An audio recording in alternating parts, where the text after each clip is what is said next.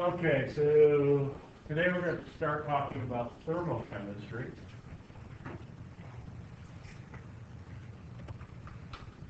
It says.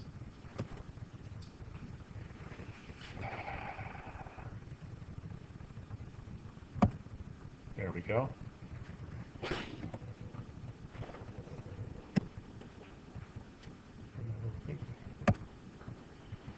So we're going to talk about forms of energy, energy changes in chemical reactions, and units of energy.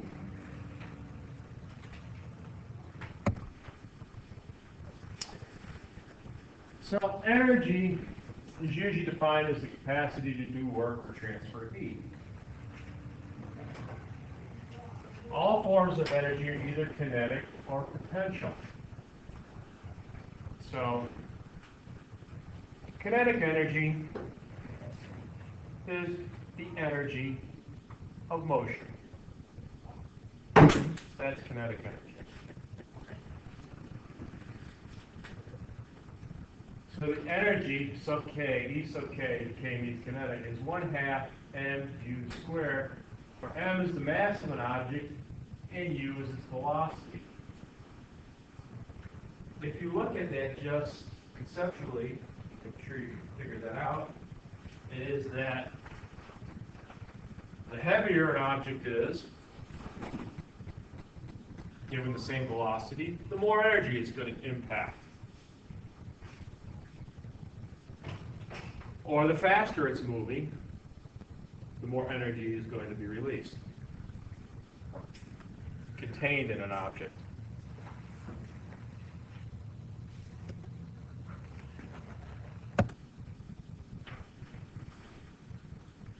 Now, potential energy, on the other hand, is potential energy that is stored.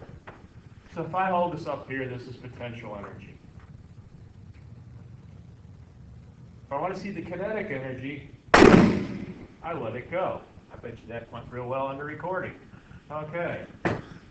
So that's potential. So if you look at a dam, the water behind the dam is potential energy.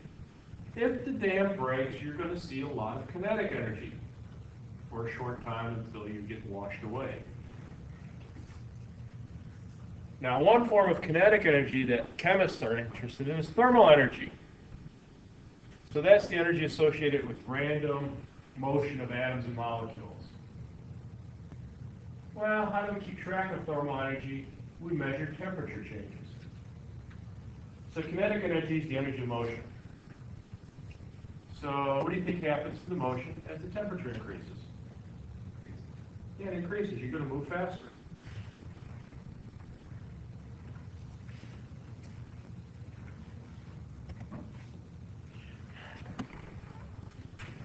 And we said potential energy is energy possessed by an object by virtue of its position. So obviously, when I held the book up here, it had a certain amount of potential energy. If I held it up higher, it would have more potential energy. Now, potential energy, chemists are interested in two forms: chemical energy and electrostatic energy. So chemical energy is the energy stored within structural units. We either talk about molecules, polyatomic ions, chemical substances. Now, depending on how the atoms are arranged, put together, determines how much energy there is in it.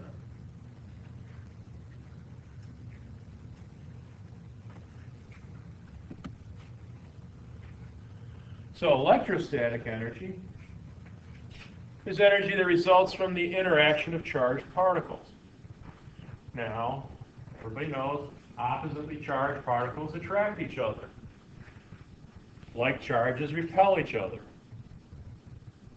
So we can measure this electrostatic potential energy as proportional to the product of the two charges, Q1 and Q2, divided by the distance between them.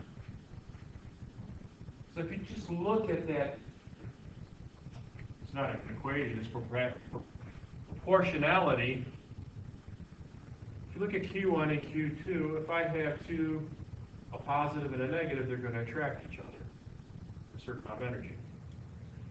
If it's +2 and -2, More energy or less energy? What was the question? If I have +1 and -1, I have a certain attractive energy. If I have +2 and -2, is the attractive energy going to be more or less? More. Now, if you think of magnets, if you bring them together, opposite ends, as they get closer, the energy to keep them apart increases or decreases? Increases. So the closer they get together, as d, the distance between them, gets smaller, the energy also increases. Yes? Between the energy and this, that's proportionality. So we could change that. Usually you put some kind of constant in between that to change it to an equality. So kinetic energy and potential energy are interconvertible. And you saw an example of that when I dropped the book. I changed the potential into kinetic. So a chemical reaction that gives off heat converts chemical energy, potential, to thermal energy, kinetic. So we have reactions that give off heat, we have reactions that take up heat.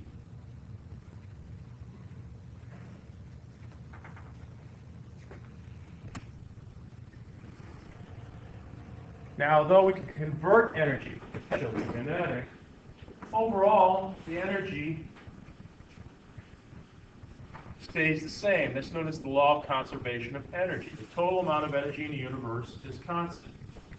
So when the universe is created, you get X amount of energy. That's it. We don't make any more, and we don't really lose any. We just change its form. So if you take your hands and you take mechanical energy by rubbing them together, you generate thermal energy because you feel it heating up. Okay? Same thing with electricity. It goes through the wires, it goes through your toaster. You're turning the electrical energy to heat energy.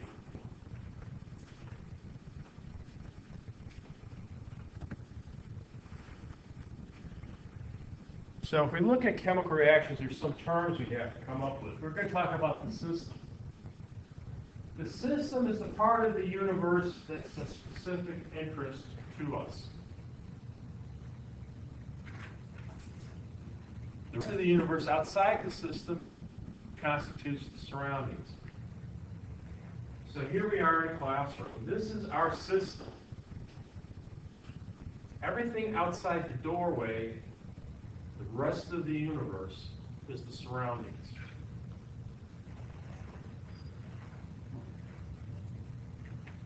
So I'm only interested in what's going on in the classroom. I'm not interested in the sale at the Coach store down the street. I'm not interested in Zaxby's till lunchtime. I'm just interested in what's going on in the classroom.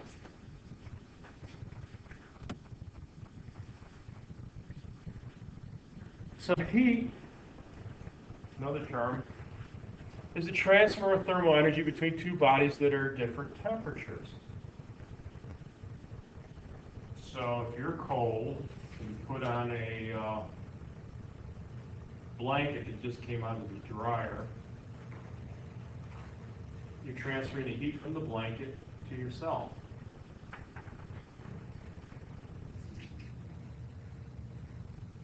When we talk about the heat transfer, we talk about heat flow. Heat absorbed or heat released when describing energy changes that are occurring during the process. So again, you put that around you, which I just love with a cold winter morning. Take that out of the dryer.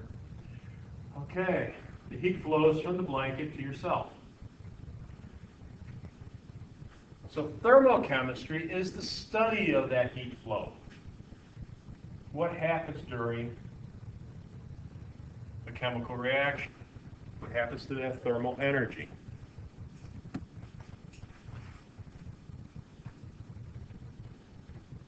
So here we have an exothermic process. Exothermic means it gives off energy. So we have hydrogen reacting with oxygen to give us water. You can see that the hydrogen and oxygen are higher energy levels than the water. So when we make the water's at lower energy.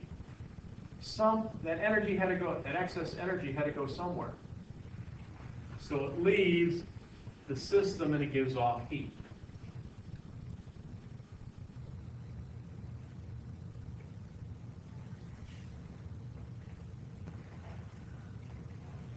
So what's that saying is, well, we had a certain amount of potential chemical energy in the hydrogen molecule. We had so much heat in the oxygen molecule. When we did the chemical reaction, we broke them apart and reassembled them into water. Now the water had less energy, so we had an energy difference. The reactants are at higher energy than the product. Well, when the energy came down, the excess energy had to go somewhere, and it went off as heat.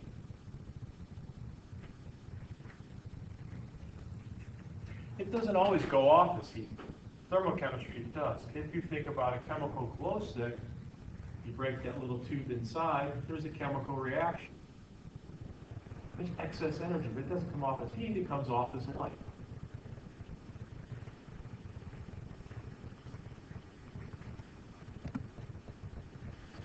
So here's an endothermic process. It absorbs heat from the system. So here we have mercury oxide, solid, and it goes to mercury liquid and oxygen. Notice here, the products are at higher energy level than the reactants, what's contained in the reactants. So to get that extra energy, it has to take energy from the system in the form of heat.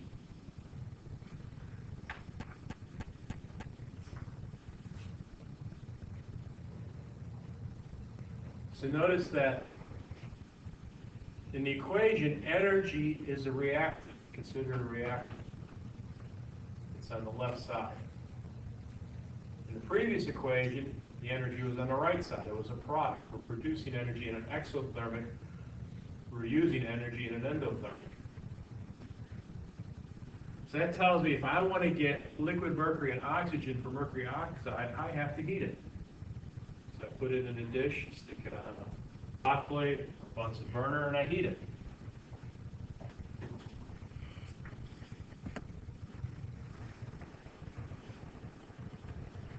So, like anything else, we have units.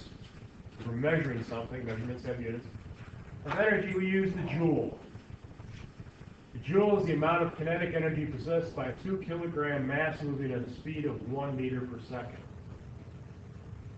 So if we look at kinetic energy, 1/2 mu squared, we get 1/2 times 2 kilograms times 1 meter per second squared. So it's 1 kilogram times meter squared per second squared, that's 1 joule. It can also be defined as the amount of energy exerted when a force of 1 Newton is applied over a distance of 1 meter. So 1 joule is equal to 1 Newton times meter. Or if you take the 1 kilogram meter squared per second squared and substitute it for joules, and you get 1 Newton is 1 kilogram times meter per second squared.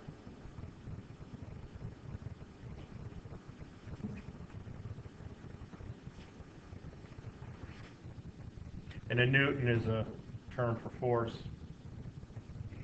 It's not a little fig cookie. So calculate the kinetic energy of a helium atom moving at a speed of 125 meters per second. We look at, and then how much greater is the magnitude of electrostatic attraction between an electron and a nucleus containing 3 protons versus that between an electron and a nucleus containing 1 proton, assuming that the distance between the nucleus and the electron is the same in each case. B has nothing to do with A. So let's just look at A first. So A was, we're looking at the mass of a helium atom. From your book, helium is 4.003 AMU. Now, if you remember from the test, 1 AMU is 1.661 times 10 to the minus 24th grams. So the mass of a helium atom, multiply those together. Now we're going to change it to kilograms. 1 kilogram is 1,000 grams. So a helium atom weighs 6.649 times 10 to the minus 27 kilograms. Everybody see that? Okay. Now I got the mass of the helium atom. So the kinetic energy is 1/2 mass times the velocity squared. So we got 1/2 times the mass, 6.649 times 10 to the minus 27 kilograms. And we were given the speed of 125 meters per second squared. So you do all the math, the plug and chug there, and you come out with 5.19 times 10 to the minus 23rd kilograms times meters squared per second squared. So that's 5.19 times 10 to the minus 23rd joules. So that's how much energy a helium atom moving that fast has.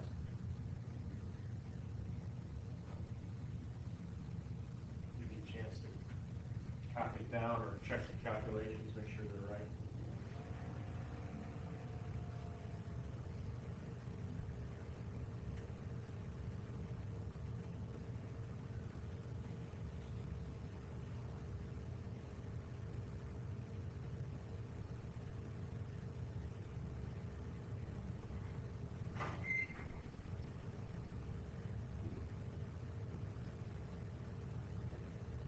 So it's moving pretty fast, but it's not very big.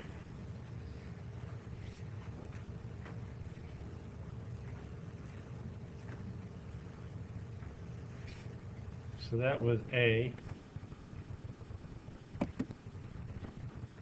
B, we're going to use the energy of the electrostatic potential. It's proportional to Q1, Q2 over D. Well, the first one, we had 3 protons and 1 electron. So we're just looking at the charges, plus 3 times minus 1 divided by some distance. They didn't give us the distance. It doesn't matter, because we're going to compare it to 1 proton and 1 electron over the same distance. So the D's are going to cancel out. So the answer is 3. 3 times 1 divided by 1 is 3. So the electrostatic potential between charges of plus 3 and minus 1 is 3 times that between charges of plus 1 and minus 1. Think about it, it makes sense. If I have 2 particles, one's plus 1 and minus 1, they have a certain attractive force. And now I have this huge honking minus 3 particle, or plus 3 particle and minus 1. It's going to pull a lot harder, much more force. Questions about that? No? Okay.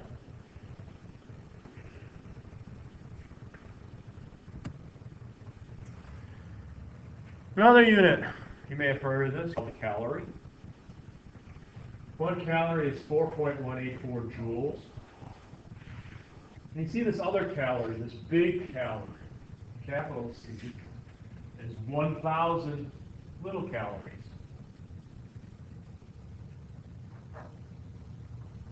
Or 4,184 joules. The big calorie, the big C calorie, is a nutritional calorie.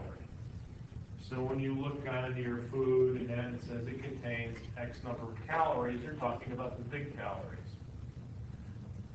So if you look at a Snickers bar and it says 250 calories, it's actually talking about 250,000 little calories. When you work out, exercise and that, you're burning little calories. So to work off that Snickers bar, you have to burn off 250,000 little calories, which is why you have to run on a treadmill for 40 minutes. Okay? I think they use big calories because if they wrote on the package of Snicker bars, this contains 250,000 little calories, nobody would eat them.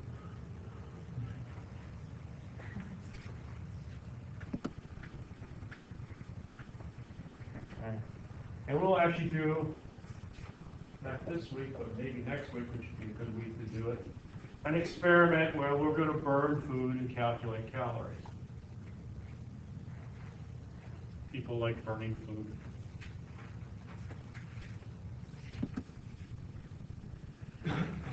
States and state functions. Okay. So thermochemistry is part of a broader subject called thermodynamics. And if you go to 152, we'll get into more thermodynamics, which is the interconversion of heat and other kinds of energy. I told you heat can be converted into mechanical energy, electrical energy. An open system can exchange mass and energy with its surroundings. So again, if I think of this room as a system and I have the door open, it's an open system. And I'm sure when you were younger, you know, wintertime, you'd open the front door, first thing your dad would yell, "Shut the front door, I'm not heating up the whole world." Well, essentially he was right. Well, once you open up the front door, you have an open system to the rest of the universe. A closed system can transfer energy, but not mass. So again, if we close the door to this room and we had, let's say, a fireplace in here, and we lit a fire, people on the other side eventually could feel the heat coming through. But no mass would be coming through. People wouldn't be going out the door. But the energy would be going out. An isolated system, mass or energy doesn't escape. Probably a good example of that would be a thermos. So you put hot chocolate, hot soup in there, and you seal it up. If you have a really good one, you know, you can do that in the morning, hot coffee. Lunchtime comes around, it's 7 hours later, 6 hours later, you open it up, it's still hot. Thermos, one of the greatest inventions ever. It keeps hot stuff hot, cold stuff cold. How does it know? I don't know. One of the mysteries. Okay. So, thermodynamics, we study the changes in the state of a system. That's defined by all the values of all relevant macroscopic properties such as composition, energy, temperature, pressure, and volume. Energy, pressure, volume, and temperature are said to be state functions. Properties that are determined by the state of the system regardless of how that condition was achieved. What does that mean?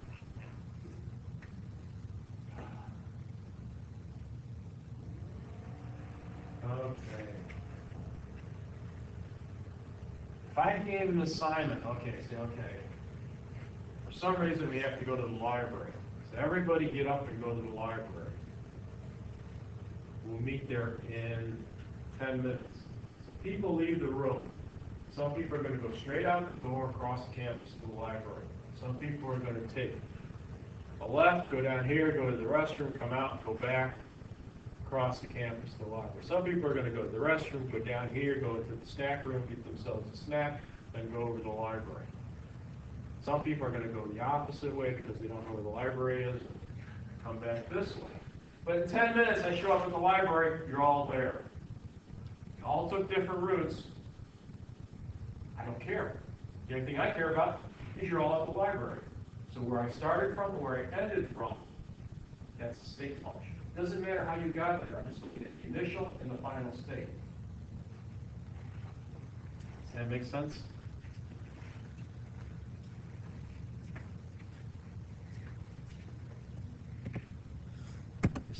Okay.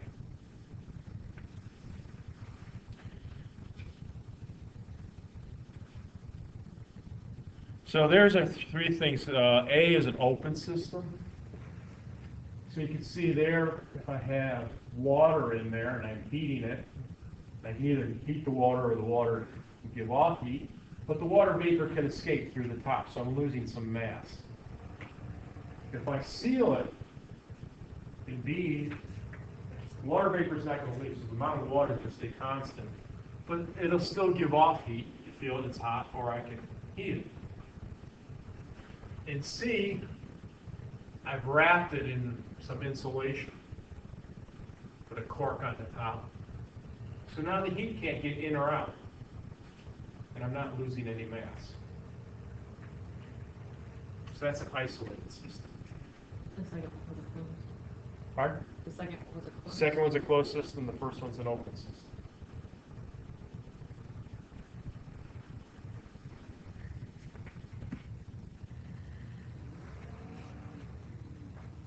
So we talk about the first law of thermodynamics.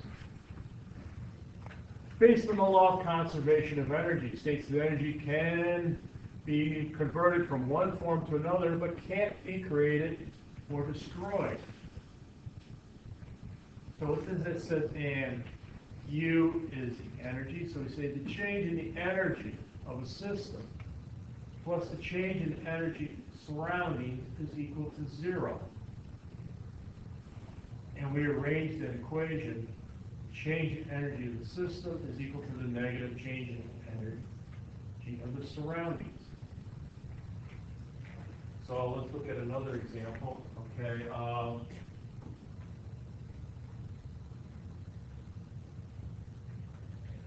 Furnace will be our system. So it gives off heat. So it's losing heat. So if it's giving off heat, what type of reaction is it? Exothermic. Now, the air outside the furnace is the surroundings. That air is getting heated, so it's accepting heat. That kind of reaction is endothermic. So all the heat that the furnace loses is gained by the air. So if I look at the system and say the change in energy, I'm going to say it's negative because it's losing. Change in the system is going to be positive. It's gaining. So what one loses, one gains. Because we can't create it or destroy it. It has to go somewhere. So the total has to end up, total change is 0.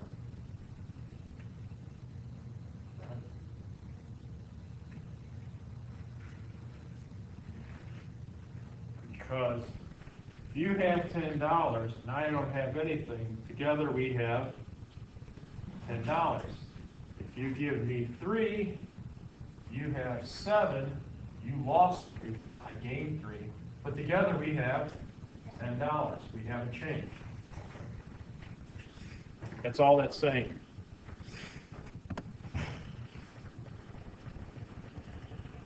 So the change in internal energy, now if we just talk about the system,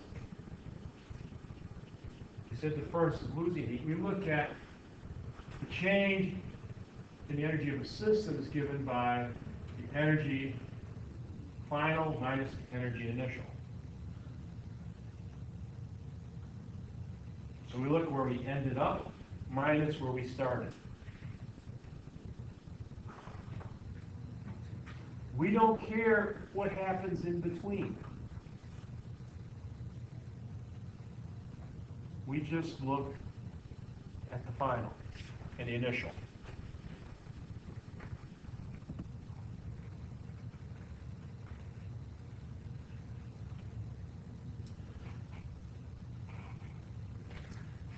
So if I were to look at a diagram and say, okay, here is my initial energy, and I'm going down. For some reason, I go over here, and I go down, I go over here, and I go down, I go over here, and I go up a little bit, and I go down. Here's my U final down here. I don't care what all that garbage is in the middle. That's my change. this minus this. Whether I lost a little bit and I stayed steady for a while, then I lost some more. Ultimately, that's the difference. Now, energy is defined as the capacity to do work or transfer heat. So, when a system releases or absorbs heat, its internal energy changes. Okay? So you can think about a pot of water. Stick it on a stove and you heat it, it absorbs heat, it's hot, its internal energy changes. Turn the stove off, take the water off the stove, it's going to cool off, so it's going to give off heat. Its internal energy changes. When a system does work on its surroundings, or when surroundings do work on a system, its internal energy also changes.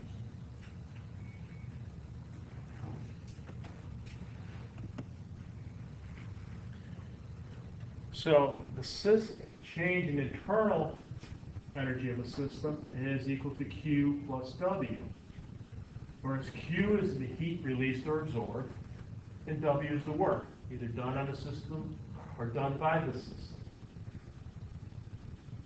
Neither Q or W is a state function. Each depends on the path between the initial and final states. But the sum, delta U, does not depend on the path between the initial and final states because U is a state function.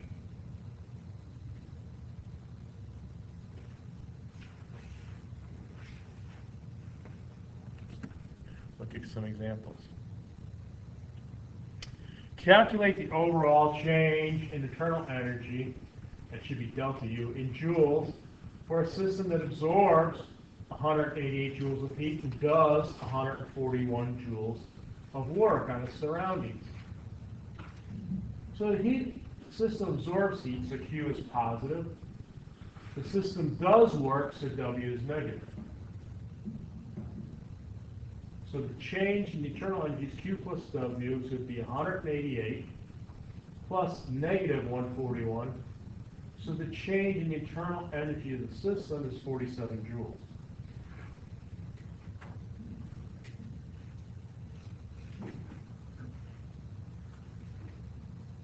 So if the system absorbs energy, Q is positive. If it releases energy, Q is negative. If it does work on the surroundings, W is negative. If work is done on it by the surroundings, W is positive. And there's a table in your book that says which is which. Let's keep it straight. And there it is. Table 5.1.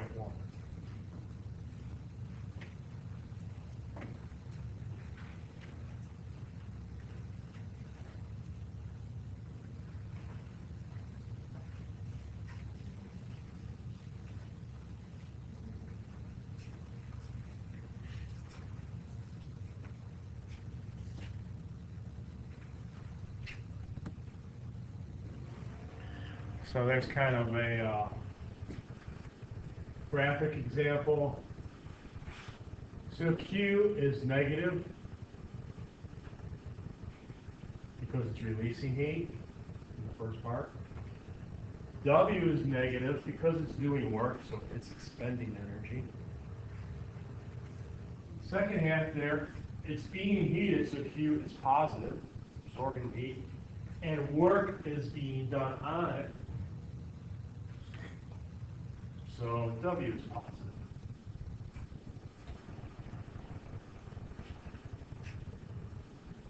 Okay with that? Okay with that.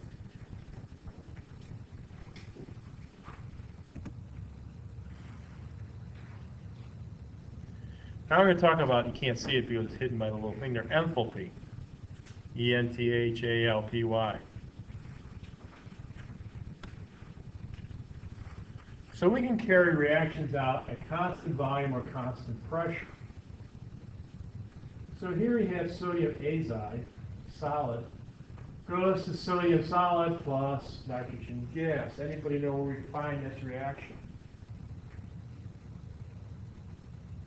I hope you never have to see this reaction. But if you do, it'll possibly save your life.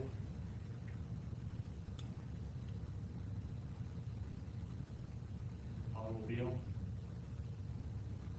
Airbag. That's the reaction that happens inside an airbag. You have sodium azide in there, and there's some sensors usually in your bumpers, and when it gets hit, it sends an electrical charge, ignites the sodium azide, which essentially explodes, filling up the bag with nitrogen. I think it happens in like 40 milliseconds.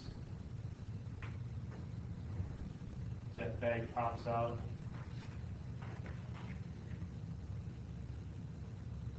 So we can either carry it out at constant volume or constant pressure. When your airbag, it's done with constant pressure. So that the volume changes and the airbag pops out, wherever it pops out. And of course, you know they've changed. Well, you're all young enough, you probably got the new driver corrections, but when they taught me to drive, keep your hands at 10 and 12. Now it's 4 and 7. 10 and 12, if the airbag goes off, then the airbag just blows your hand back into your face. Or here, it doesn't. You didn't know that changed? I think that's the way they do it now, because people were like breaking their arms or, you know, breaking their face because their hand would blow back into their face.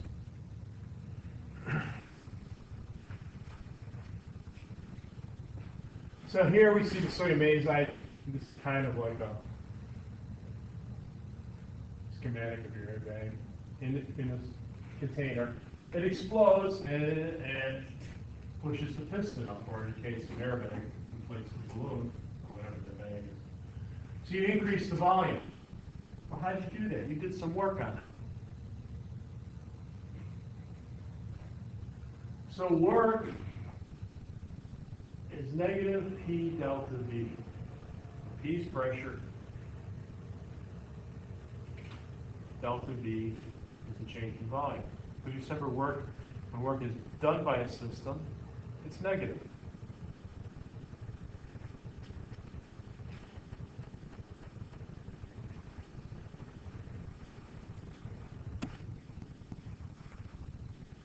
For a system that can only do pressure volume work, the change in internal energy is Q, the heat, minus P delta V. Because remember we had change in U is equal to Q plus W. Well, we said W is equal to minus P delta V. Substitute minus P delta V for W, and you get Q is equal to minus P delta V. If we keep the volume constant, then delta V is 0.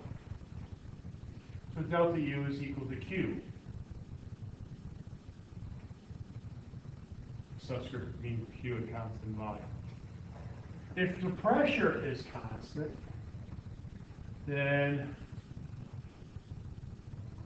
Q is equal to delta U plus P delta V.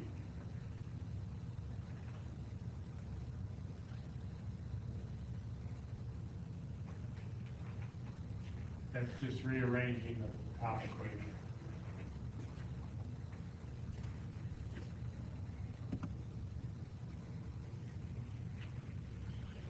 So, there's a thermodynamic function that we call enthalpy, H. H is defined as U, energy of the system, plus P delta plus PV. It's the state function. So once again, it doesn't matter how the reaction goes, it just matters the initial and the final states. The change in enthalpy, delta H is equal to delta U plus delta PV. So at constant pressure, delta H is equal to delta U plus P delta V.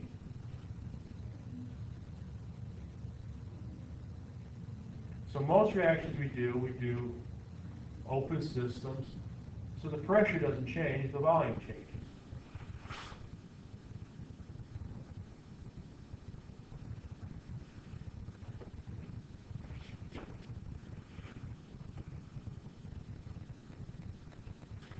So starting again, delta H is equal to delta U plus P delta V. Rearrange the equation, delta U is equal to delta H minus P delta V. QP is equal to delta U plus P delta V. That came from the previous equation. So substituting delta H minus P delta V for delta U, QP is equal to delta H minus P delta V plus P delta V. So Q under constant pressure is equal to delta H.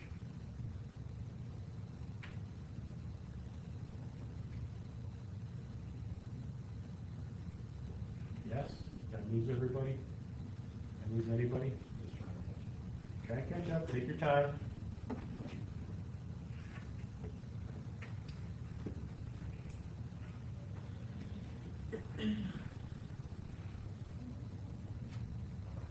So basically what's that saying? At constant pressure, the heat of a system is determined by the change in its enthalpy.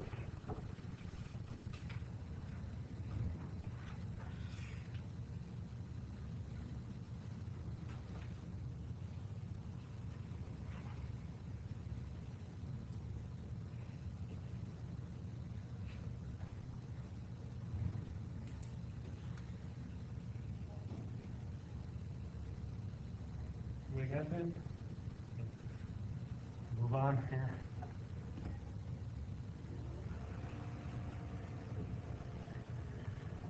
So, like I said, most of them are constant pressure processes. We just do them in an open lab. We're not sealing anything up.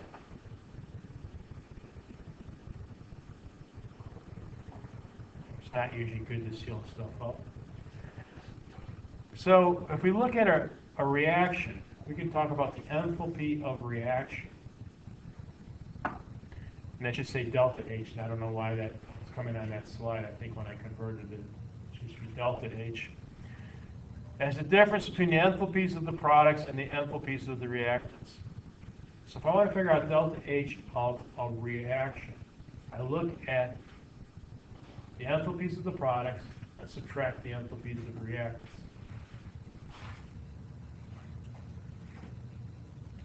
So remember what I said, chemical reactions, to start off, what we take is, we disassemble all the reactants and their constituent atoms. And we come over here and we reassemble into the products. Well, how do we take the reactants apart?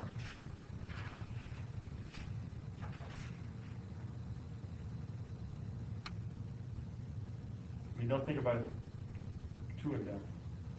So here I have, for example, water, H2O. How do I get it into H's and O's? I got to do what? I got to do what? I got to break the bonds, right? Between the oxygen and hydrogen. So that requires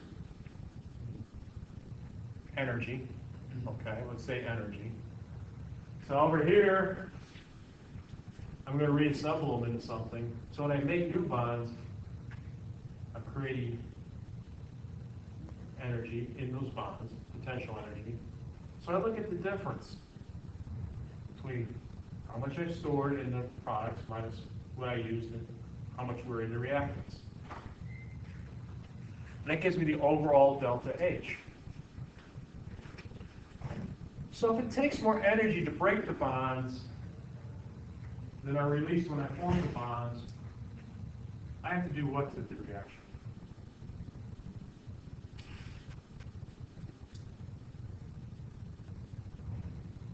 Heat it or cool it? Remove it. If I need more energy than I have to heat it, add energy. So if I'm adding energy, what kind of reaction is that going to be? Exothermic or endothermic? Endothermic. We're kind of skipping ahead here, but I'm trying to get you to picture in your mind what's going on. So if I have more, if I make my products and I have more heat left over than was required to break the bonds, that heat's going to go somewhere out into the surroundings. So that reaction is going to be exothermic.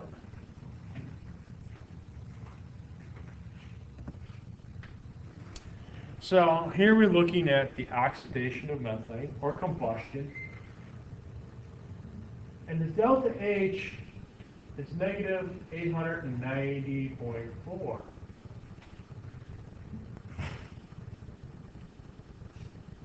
That means I've given off 890.4 kilojoules more than I needed to break the bond, so it's an exothermic reaction.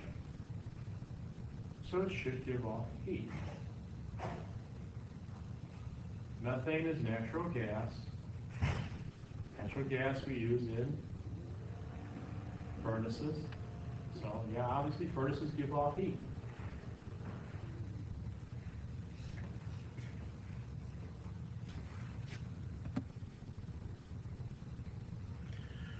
So when you're going to do this, and you're going to do this, looking at the thermochemistry, always specify the physical states of all reactants and products, because they help determine the actual enthalpy changes. So there's tables of delta H values in the appendix in your book, and water has different ones depending on whether you're talking about liquid water or vapor.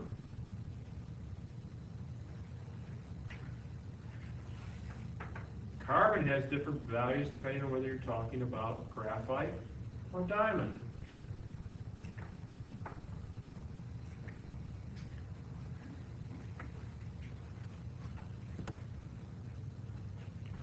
If you multiply both sides of a thermochemical equation by a factor, some n, then delta H must also change by the same factor. So if I say going from solid water to liquid water, delta H is plus 6 kilojoules per mole. What type of reaction is it, endo or exo?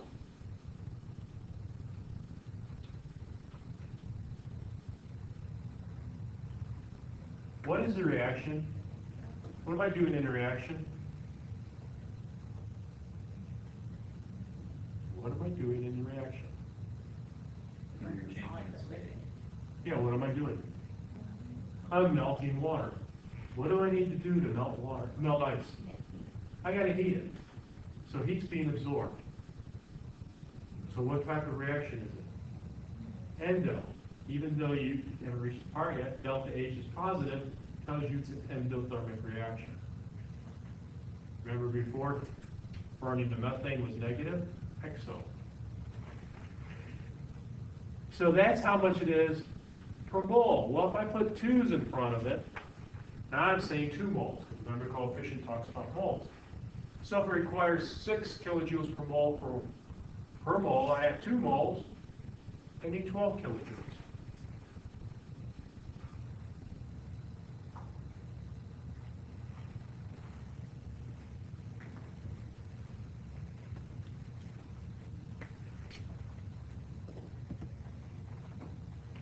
If you reverse the chemical equation, you change the role of the reactants and products. The delta H changes sign. So for the first top one, we're burning methane, and we know it's minus 890.4 kilojoules per mole. If we want to take carbon dioxide and water and make methane and oxygen, we have to put in 890.4 kilojoules per mole. So if you reverse the reaction, you change the sign. Because what did I say about energy? You can't destroy. So what I put in on one side, I have to get out. So if I put in so much energy to make a compound, if I go back the other way, I'm going to release that energy. So if I melt a mole of water, I have to put in 6 kilojoules. If I freeze the water, I'm going to give off 6 kilojoules.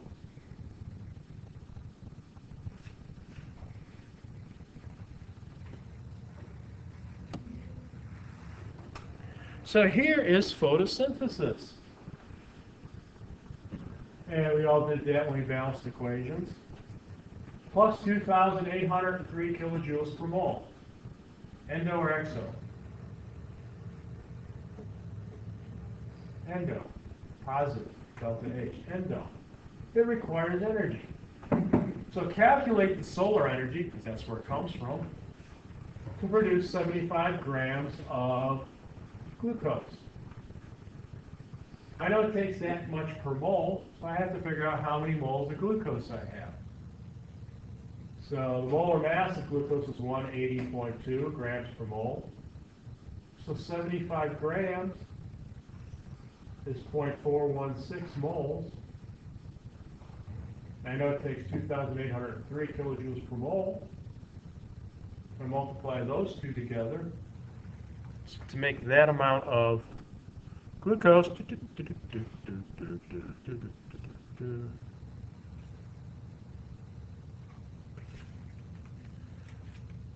1.17 times 10 to the third kilojoules,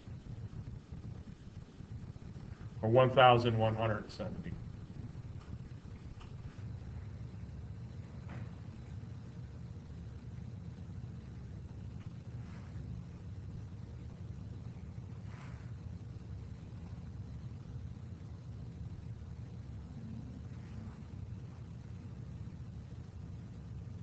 Questions?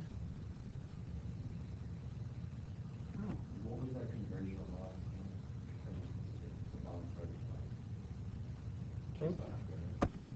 This one? One more? We did grams to moles, stoichiometric roadmap.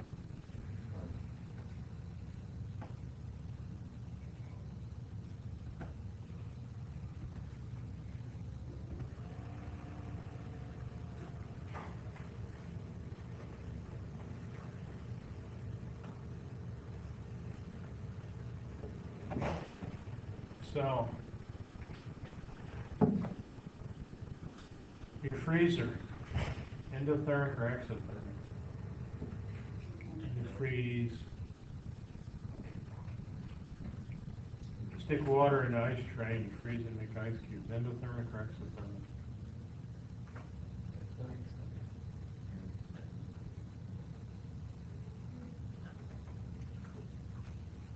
Freezer does what? Freezes, huh? It's right in the name, okay? So you're going to freeze water. We said freezing water is what kind of reaction? So I got to heat liquid water to make it freeze.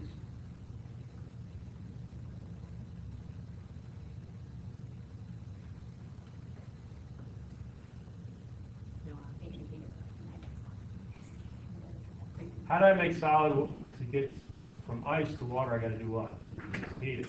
So if I go from water to ice, I got to do, well, cool it. But if I add heat to melt it, I got to release heat when it freezes, right? So yeah, all your freezing is exothermic. But wait a minute. Your freezer is at -4 degrees Celsius. It's cold in there. Where's the heat? It's giving off heat. Not going to be cold. Yeah, you ever stand in front of your refrigerator without shoes on? You feel the warm air coming out? That's the heat that's being removed from your food. It has to go somewhere, remember?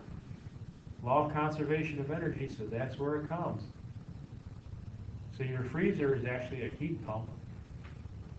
So if your house is heated by a heat pump, but a heat pump runs in 2 different directions, depending on whether it's summer or winter. So freezing, you're removing heat. So if you're ever up north and it's 32 degrees Fahrenheit, it's kind of rainy and drizzly and yucky, and all of a sudden it gets a little bit cooler, you get these big giant snowflakes that look like they came out of a Hallmark special, okay? You swear the air around you just got warmer, and it did, because that freezing is exothermic.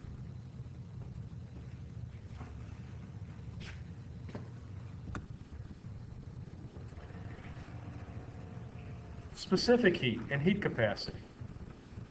The specific heat is the substance is the amount of heat required to raise the temperature of 1 gram of a substance by 1 degree Celsius. So water weighs 1 gram per milliliter.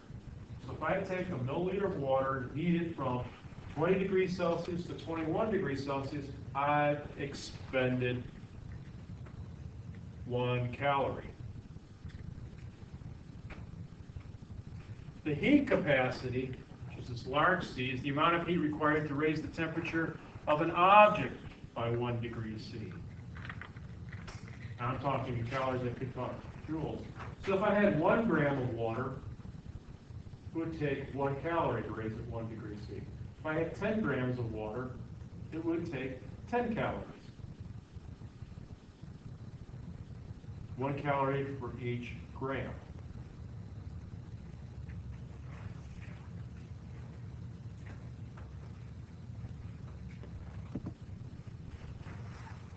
So water, they're going to use joules just to make things.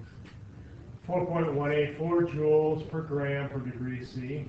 Determine the heat capacity of a kilogram of water. Well, a kilogram is 1,000 grams. So it takes 4.184 joules per gram per degree C. For 1,000 grams, the heat capacity would be 4.184 times 10 to the third joules per degree C. So if I wanted to heat water, 1,000 grams, I'd have to spend that much energy in joules for every degree Celsius I wanted to raise the temperature. Specific heat has the units joules per gram per degree C. Heat capacity has the units joules per degree C. Because to get the heat capacity, we multiply the specific heat by the number of grams, so the grams cancel. So essentially what I'm telling you, what all these equations are, the more water you have, the more you have to heat it. I assume most of you realize that.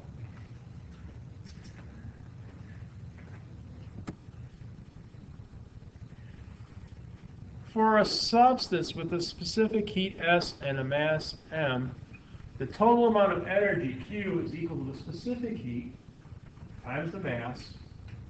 The specific heat times the mass, I already told you, is the heat capacity, times the change in the temperature. Or Q is equal to the heat capacity times the change in temperature. So what's that saying is, the more I have of a substance, and the higher I weigh to raise the temperature, the more I have to heat it. Yes? Okay. If you think about it that way, it makes the equation a lot easier to look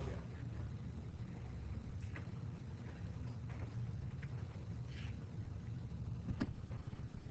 So here's some specific heats. And there's aluminum, gold, graphite, diamond, copper, iron, liquid mercury, water, and ethanol. Well, it's in joules. Well, look at water, 4.184 specific heat. Joules per gram. So it has, for a gram basis, it has a high heat capacity. It has the highest heat capacity of all. What does that mean?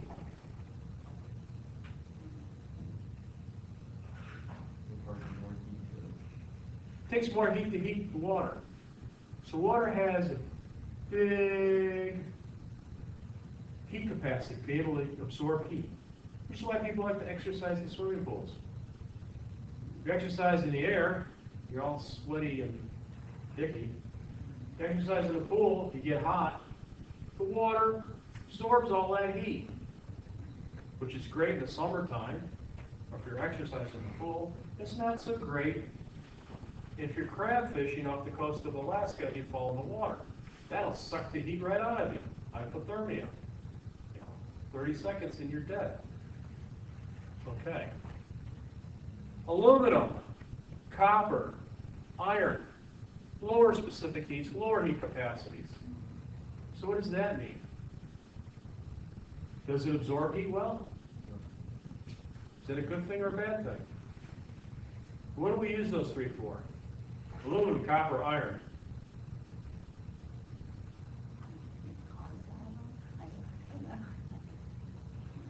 Apparently nobody does this anymore. Everybody goes out to eat. We use those for what? Cook with. That's what our pans are made out of. Copper, aluminum, and iron. Because they don't absorb heat, they transfer the heat. If they absorb the heat, you put an iron pan on the stove and put the chicken in there and you come back an hour and still be raw. Because it would absorb all the heat, wouldn't transfer to the chicken.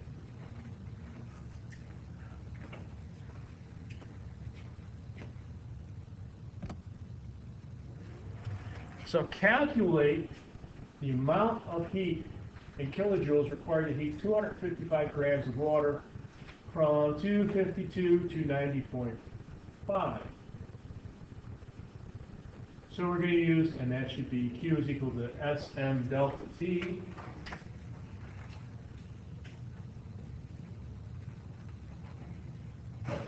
So S we know is 4.184 joules per gram per C.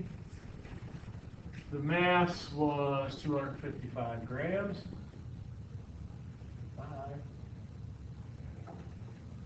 And the change in temperature, subtract 265.3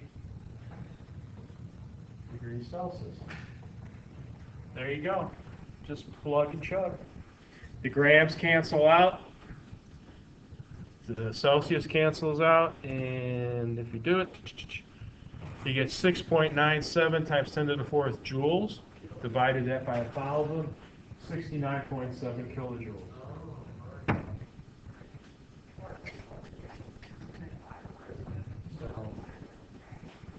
Questions? I think this is a good place to stop. I know what you're saying.